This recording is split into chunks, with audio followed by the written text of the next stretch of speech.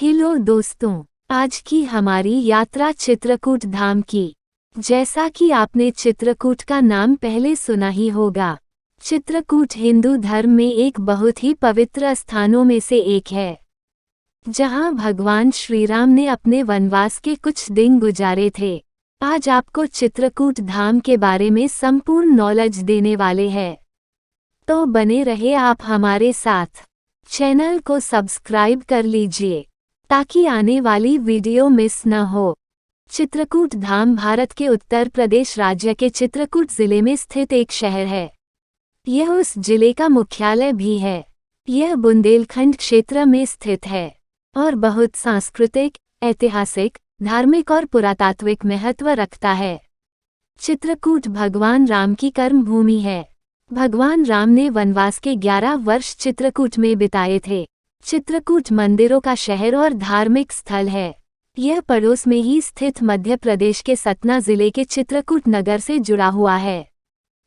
चित्रकूट मंदाकिनी नदी के किनारे पर बसा है। भारत के सबसे प्राचीन तीर्थ स्थलों में से एक है। उत्तर प्रदेश और मध्य प्रदेश में 38.2 वर्ग किलोमीटर के क्षेत्र में फैला शांत और सुंदर चित्रकूट प्रकृति और ईश्वर की अनुपम देन है। चारों ओर से विंध्याचल पर्वत श्रृंखलाओं और वनों से घिरे चित्रकूट को अनेक आश्चर्यों की पहाड़ी कहा जाता है। मंदाकिनी नदी के किनारे बने अनेक घाट, विशेषकर रामघाट और कामतानाथ मंदिर में पूरे साल श्रद्धालुओं का आना जाना लगा रहता है। अमावस्या के दिन यहाँ विशेष महत्व माना जाता है। माना जाता है कि भगवान राम ने सीता और लक्ष्मण के साथ अपने वनवास के 14 वर्षों में 11 वर्ष चित्रकूट में ही बिताए थे। इसी स्थान पर ऋषि अत्रि और सती अनसुईया ने ध्यान लगाया था। चित्रकूट में कुछ आकर्षण के केंद्र भी हैं। पहला है कादमगिरी पर्वत। इस पवित्र पर्वत का काफी धार्मिक महत्व है। श्रद्धालु कामदगिरी पर्वत की 5 किलोमीटर की परिक्रमा कर अपनी मनोकामनाएं पूर्ण होने की कामना करते हैं। जंगलों से घिरे इस पर्वत के तल पर अनेक मंदिर बने हुए हैं। चित्रकूट के लोकप्रिय कामतानाथ और भरत मिलाप मंदिर भी यहीं स्थित है। दूसरा है रामघाट। रामघाट वह घाट है जहां प्रभु राम नित्य स्नान किया करते थे। इसी घाट पर राम भरत मिलाप मंदिर है और इसी घाट पर गोस्वामी तुलसीदास जी की प्रतिमा भी है। मंदाकिनी नदी के तट पर बने रामघाट में अनेक धार्मिक क्रियाकलाप चलते रहते हैं। घाट में गेरुआ वस्त्र धारण किए साधु संतों को भजन और कीर्तन करते देख बहुत अच्छा महसूस होता है। शाम को होने वाली यहाँ की आरती मन को काफी सुकून पहुँचाती है। तीसरा है जानकी कुंड। रामघाट से 2 किलोमीटर की दूरी पर मंदाकिनी नदी के किनारे जानकी कुंड स्थित है। जनक पुत्री होने के कारण सीता को जानकी कहा जाता था। माना जाता है कि जानकी यहाँ स्नान करती थी। जानकी कुंड के समीप ही राम जानकी रघुवीर मंदिर और संकट मोचन मंदिर है। चौथा है स्फटिक शिला। जानकी कुंड से कुछ दूरी पर मंदाकिनी नदी के किनारे ही यह शिला स्थित है। माना जाता है कि इस शिला पर सीता के पैरों के निशान मुद्रित हैं। कहा जाता है कि जब वह इस शिला पर खड़ी थीं, तो जयंत ने काक रूप धारण कर उन्हें चोंच मारी थी। इस शिला पर राम और सीता बैठकर चित्रकूट की सुंदरता निहारते थे। अनसुईया अत्रि आश्रम। स्फटिक शिला से लगभग 4 किलोमीटर की दूरी पर घने वनों से घिरा यह एकांत आश्रम स्थित है। इस आश्रम में अत्रि मुनि, अनुसुईया, दत्तात्रेय और दुर्वासा मुनि की प्रतिमा स्थापित हैं।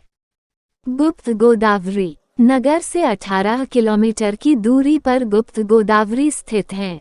यहाँ 2 गुफाएं हैं। एक गुफा चौड़ी और ऊंची है। प्रवेश द्वार संकरा होने के कारण इसमें आसानी से नहीं घुसा जा सकता। गुफा के अंत में एक छोटा तालाब है जिसे गोदावरी नदी कहा जाता है। दूसरी गुफा लंबी और संकरी है जिससे हमेशा पानी बहता रहता है। कहा जाता है कि इस गुफा के अंत में राम और लक्ष्मण ने दरबार लगाया था। हनुमान धारा। पहाड़ी के शिखर पर स्थित हनुमान धारा में हनुमान की एक विशाल मूर्ति है। मूर्ति के सामने तालाब में झरने से पानी गिरता है। कहा जाता है कि यह धारा श्रीराम ने लंका दहन से आए हनुमान के आराम के लिए बनवाई थी। पहाड़ी के शिखर पर ही सीता रसोई है। यहाँ से चित्रकूट का सुंदर दृश्य देखा जा सकता है।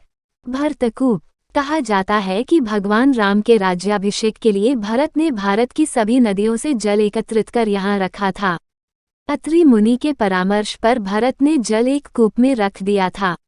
इसी कूप को भरत कूप के नाम से जाना जाता है। भगवान राम को समर्पित यहाँ एक मंदिर भी है। जब श्री राम 14 वर्ष के लिए वनवास आए थे तब भरत को अपने माता कैकेयी के व्यवहार पर काफी दुख हुआ था।